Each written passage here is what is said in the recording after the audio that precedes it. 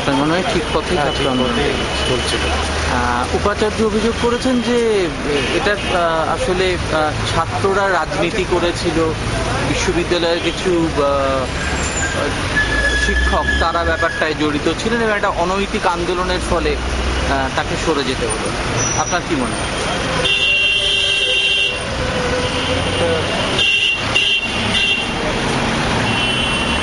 সরে যাওয়াই উচিত ছিল, কারণ ছাত্রদের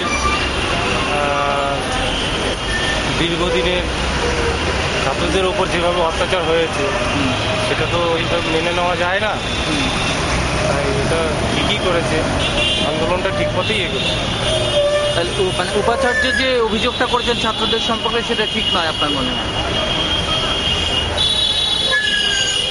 আর আপনার কি মনে হয় যে যেভাবে বিশ্ববিদ্যালয়ে গিয়ে মুখ্যমন্ত্রী ঘোষণা করলেন ব্যাপারটা যে সরে যাচ্ছেন উপাচার্য, এটা কি মানে শিক্ষা প্রতিষ্ঠানে রাজনীতির অনুপ্রবেশ করছে বলে আপনার মনে হয়? এই ব্যাপারে মন্তব্য করতে চান? তবে বিহার বলতে হবে ছাত্র আন্দোলনের জন্য তাদের এতে সরে গেছে। উপাচার্য অভিযোগ করেছেন যে তাকে ছাত্রদের রাজনীতির ফলে সরে যেতে হলো। আপনি কি বলবেন? দেখুন, আমি ওর সম্বন্ধে কিছু জানি না আর বলতেও পারছি না, কারণ আমি অতটা দেখি না ওই বিষয়টা, বলতেও পারছি না। কিন্তু আপনি এটা বলছেন যে ছাত্ররা টানা 4 মাস ধরে যে আন্দোলনটা করেছিল সেটা ঠিক রাস্তায় এগোচ্ছিল। ঠিক কি বেটি কতটা কি আমি অতটাও বলতেও পারবো না, কারণ আন্দোলনের জেরে শেষ পর্যন্ত এটা হয়েছে, এই পর্যন্ত পেপার থেকে আমরা দেখেছি। এটাকে কি আপনি বলবেন ঐতিহাসিক একটা ব্যাপার যে কোনো রকম রাজনৈতিক ছাতার তলায় না গিয়ে একটা ছাত্র রাজনীতি আছে কিনা সেটা তো আমি বলতে পারবো না। Thank you. অবশ্যই ছাত্র রাজনীতি তো আমরাও করেছিলাম একটা সময়।